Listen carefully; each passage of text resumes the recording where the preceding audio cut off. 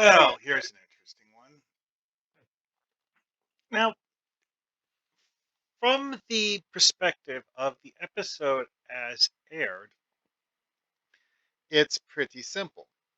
Picard is being negatively affected by Diamond Box weird Ferengi schemes and has been coerced into doing something that would be highly dangerous and probably get him killed.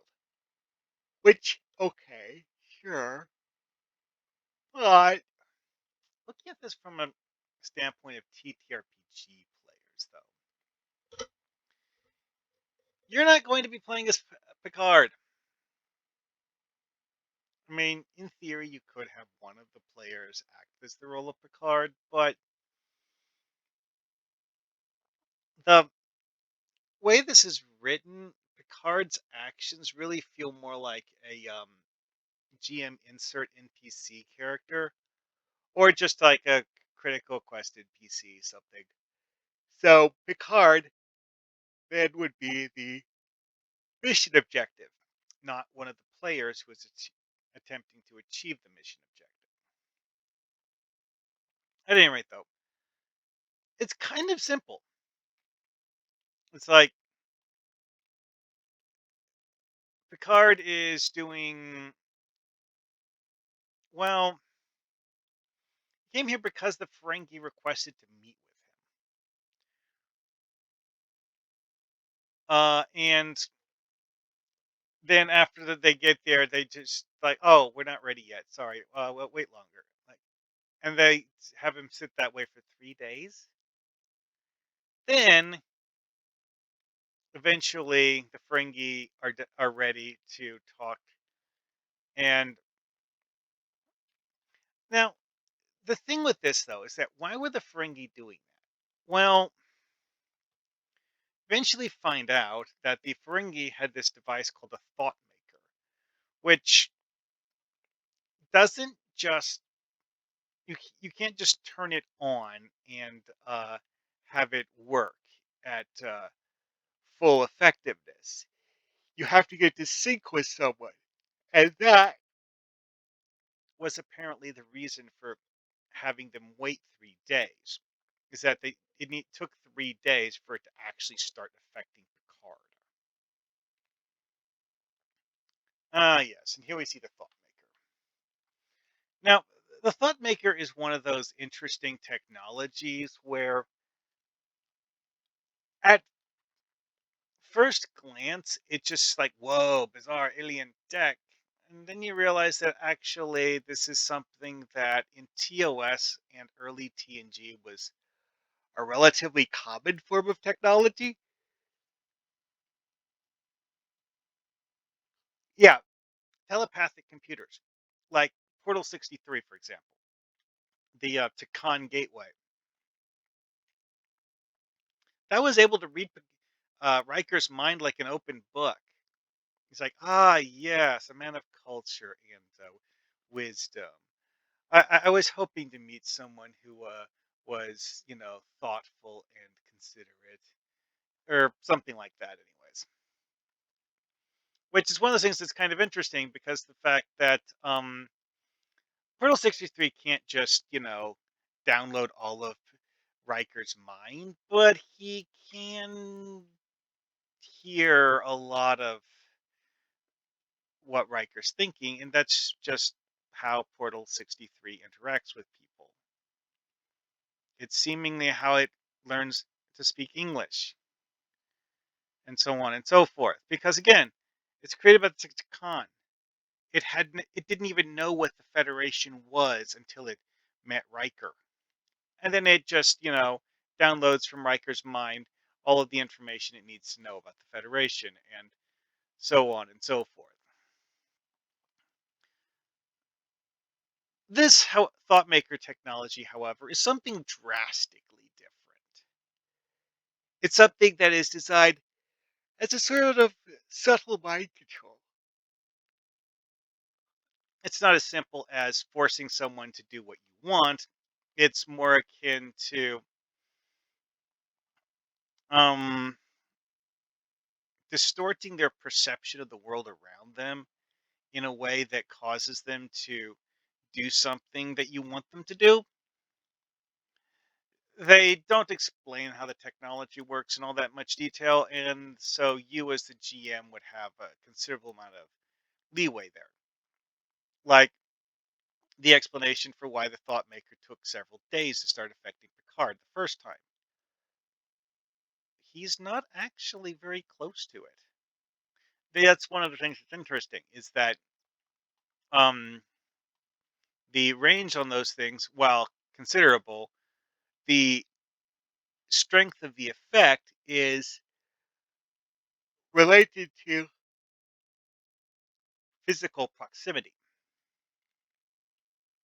And since the closest thought maker is on board Diamond Box ship, even though he is targeting Picard with it, it's not having a particularly quick effect.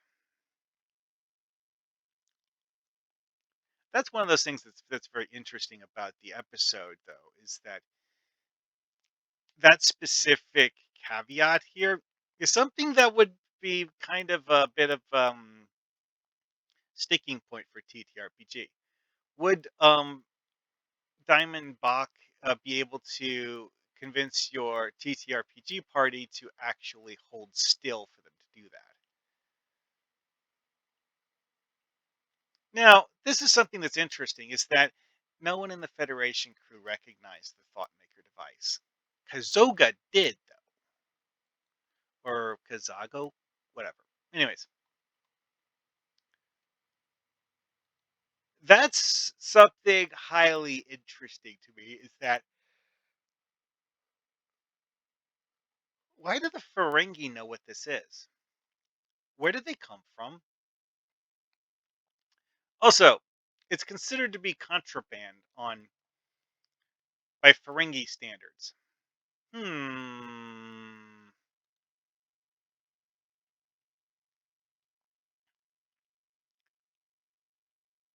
That's another thing that's interesting is does this device work on Ferengi? Perhaps it does. Perhaps that's why it's so uh, illegal for the Ferengi to have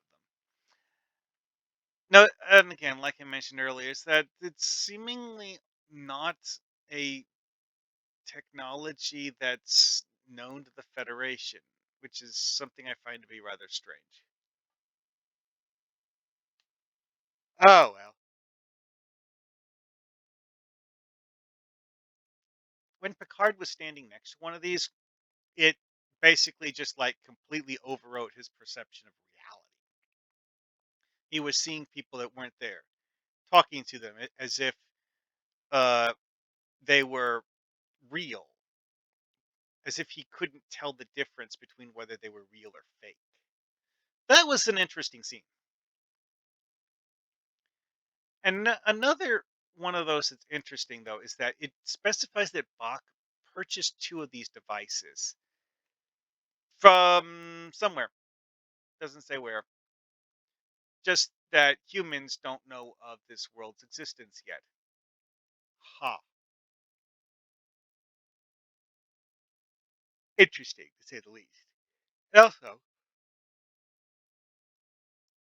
fantastically expensive. And of course, this is that whole revenge plot thing where Picard, um, in the Stargazer, had killed the crew of a Ferengi ship by, it's just a fight to the death.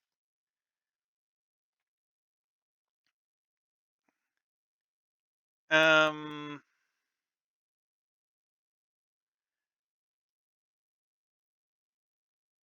and honestly, there's not a whole lot else to go with here because of the fact that the Ferengi revenge plot, it's pretty simplistic, but having one of those targeted to one of your players is probably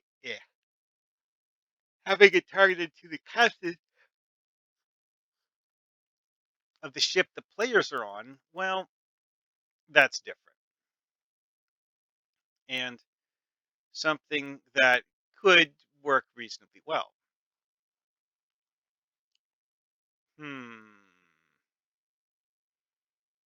And that is where things get exhausted in terms of ideas, though, because again, this was a very simple episode in terms of premise. Ferengi wants to do a revenge plot. Ferengi uses the Thought Maker gizmo to cause Picard to act in ways that he wouldn't normally, and that's it. Also noteworthy is that the ending of the episode, the way Picard stops being affected by the Thought Maker, is Riker talks him into destroying it because of the fact that Picard, despite his mind being so heavily affected by it, is able to recognize it as something that doesn't belong there. And Riker's like, "Yes, you should totally destroy that thing over there that's not supposed to be there on your ship's bridge." And when Picard does so, suddenly things go back to normal, or close to normal, anyways. Let's just say that um, the episode wasn't entirely over yet, but the important part was. Also noteworthy in this episode is that this was a case where the Ferengi in question, Daimon Bach, more or less gets relieved of command for being a lunatic because of the fact that if you were to phrase this as a scheme in order to cripple the enterprise so that the Ferengi could, steal its technologies and sell them on the black market, that's a thing that the Ferengi might actually be willing to consider a viable scheme. But Bach didn't actually have that as his plan.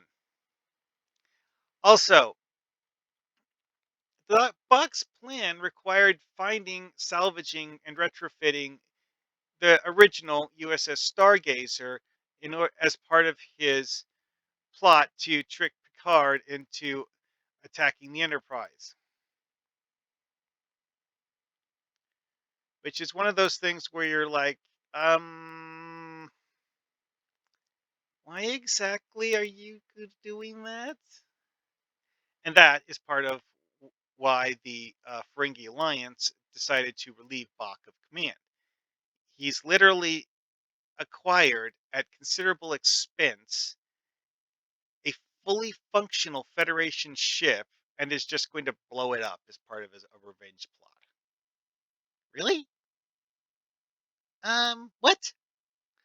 And that's basically what the Ferengi Alliance thought about it too. Is that they're like, no, you're a lunatic. Stop doing that.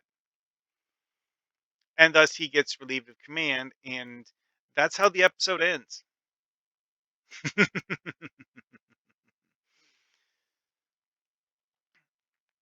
Yeah, that's an interesting point here. Is that the Ferengi, while they are greedy so and so's and have quite a wide assortment of ways to interpret the concept of proper morality, they have certain scruples that they don't um, regularly break. And one of those scruples is that using the funds and resources of a daimon for, well, plans that are just going to waste those resources, nah, that that is not considered to be proper behavior for a Ferengi daimon.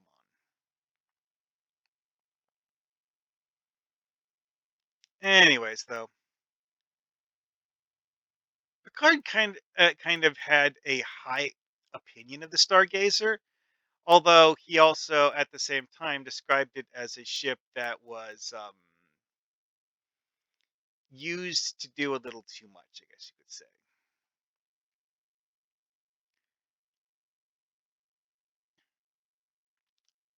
Now, there's several other things about this that are interesting, and one of which is the fact that Picard becoming captain of the Stargazer wasn't normal.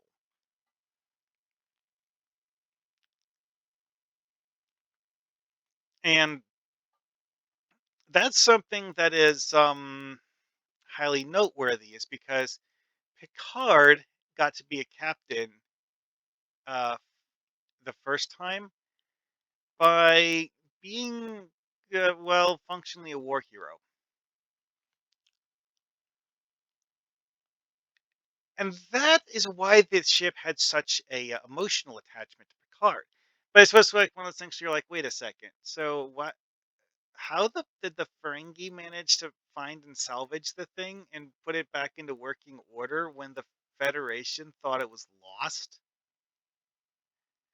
That is actually a question in this episode that never properly gets resolved to my um, liking, is because you would think the Federation would, care about such things more than they actually did, apparently.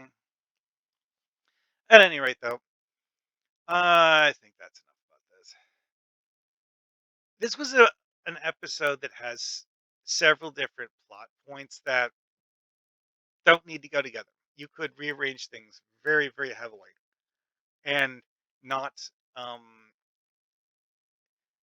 pair those two plots with each other.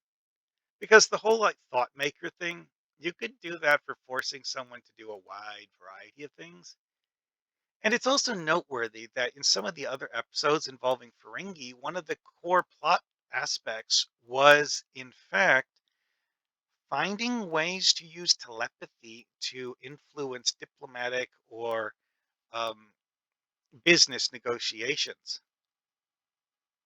So, it was seemingly, despite the fact that the Ferengi themselves are difficult for telepaths to read, the Ferengi are intensely interested in technology related to that. And that is something I find to be very interesting to consider when writing stories involving Ferengi. Alrighty then. Well, see you guys next time.